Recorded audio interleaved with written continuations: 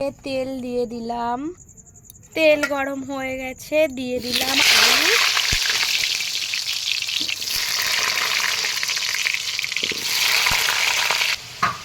লাল লাল করে ভাজা হয়ে গেছে, এবারে তুলে আলুগুলো তুলে ফেলেছি। কড়াইয়ে গোটা জিরে দিয়ে দিলাম, শুকনো লঙ্কা দিয়ে দিলাম আর তেজপাতা দিয়ে দিলাম।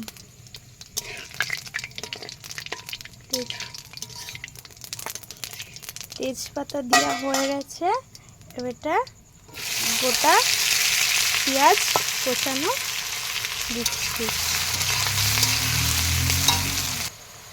পেঁয়াজগুলো লাল লাল হয়ে গেছে, এখন রসুন বাটা দিয়ে দিলাম।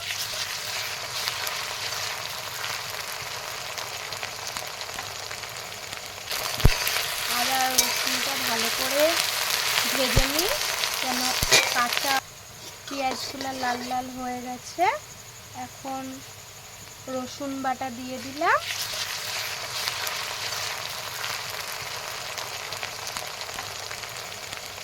আদা বাটা দিয়েছি।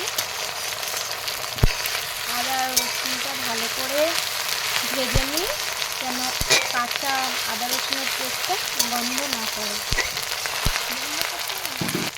এখন জিরে বাটা, শুকনো লঙ্কা, কাঁচা লঙ্কা পেস্ট বাটা দিয়ে দিলাম।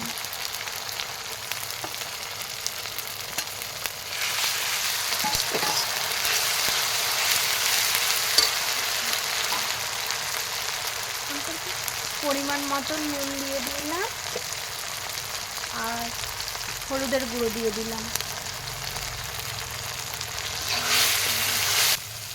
কাশ্মীরি লঙ্কার গুঁড়ো দিয়ে দিলাম কালার হওয়ার জন্য, আর মিট মশলা দিয়ে দিলাম। দিয়ে ভালো করে নেড়েচে মশলাটা ভেজে নিলাম। যখন মশলাটা দেখো বন্ধুরা, মশলা দিয়ে তেল ছেড়ে গেছে, তেল ছেড়ে দিয়েছে। এখন ধোয়া মাংসগুলো এর মধ্যে দিয়ে দেব। মাংসগুলো দিয়ে দিলাম।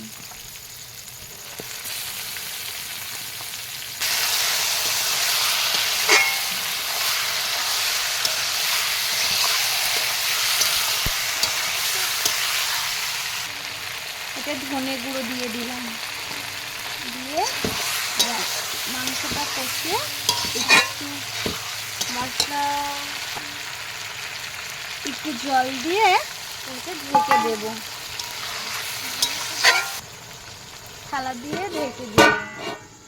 এই ঢাকনাটা তুলে দিলাম। দেখো কি সুন্দর কালার হয়েছে,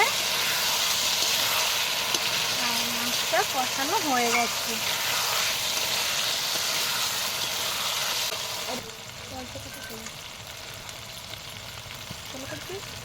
পরিমাণ মতন আলু দিয়ে দিলাম।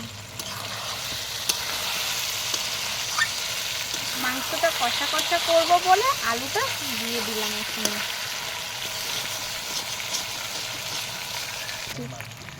পরিমাণ মতন জল দিয়ে দিলাম।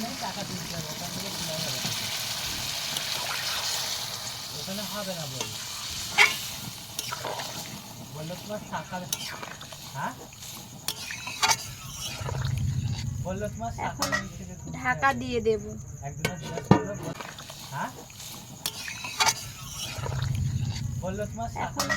ঢাকা দিয়ে দেব।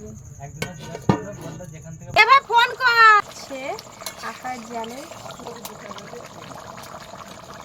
কি সুন্দর কালার হয়েছে বন্ধুরা, দেখো আমার তরকারি এখন ফুটছে। এখন ফুটে ফুটে ঝোলটা মরে যাবে, আলুটা গলবে।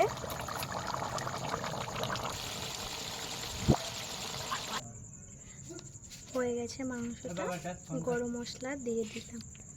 কেমন হয়েছে রেসিপিটা জানাবে।